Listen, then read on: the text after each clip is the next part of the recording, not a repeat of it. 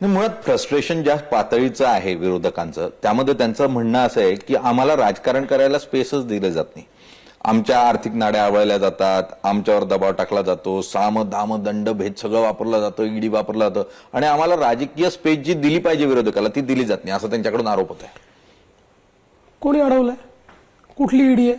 कोणाच्या विरुद्ध चाललेली आहे? उद्धवजीच्या विरुद्ध आहे? राज ठाकरेंच्या विरुद्ध आहे?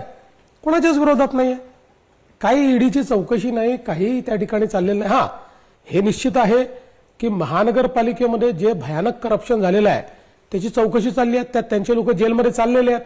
मिठी नदी त्यांची कोटीचा गाळ ज्यांनी खाल्ला ते जेलमध्ये गेलेले आहेत. रस्त्यांमध्ये ज्यांनी भ्रष्टाचार केला ते जेलमध्ये चाललेले आहेत. ते तर जाणारच आहेत.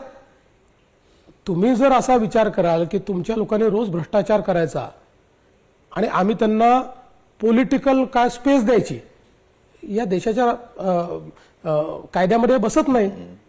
मुळामध्ये आपण मेहनत करायची नाही, कार्यकर्त्याच्या मागे उभं राहायचं नाही. आपलं शेवटी काही ना काही आपल्याला पणाला लावावं लागतं. ते पणाला कधीच लावत नाहीत ही मंडळी.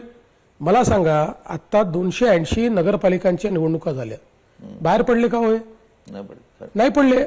कार्यकर्त्याच्या निवडणुका होत्या. मी मुख्यमंत्री होतो, मला 10,000 लोकसंख्येचं जे शहर होतं त्या शहरामध्ये आमच्या लोकांनी सांगितलं की तुमची सभा पाहिजे कारण इथे निवडून येणं शक्य नाहीये.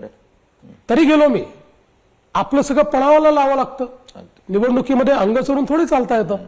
मग अशा परिस्थितीमध्ये तुम्हाला इतकी स्पेस होती या ठिकाणी. मी तर तुम्हाला सांगतो की मी तर खूप वर्ष विरोधी पक्षात काढली आहे.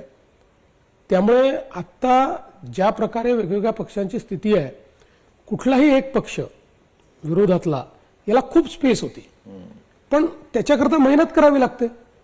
कोविडच्या काळामध्ये आम्हाला इतकं दाबलं, कोविडच्या काळामध्ये आमच्यावर इतक्या केसेस केल्या, आम्ही थांबलो का?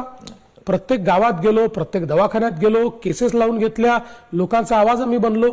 विरोधी पक्ष म्हणून कामच करत नाही ते लोक. आणि सगळ्यात महत्वाचं आहे, आत्ता निवडणूक आहे तर यांना कार्यकर्ते आठवतात. 5 वर्ष यांना कार्यकर्ते आठवत नाही.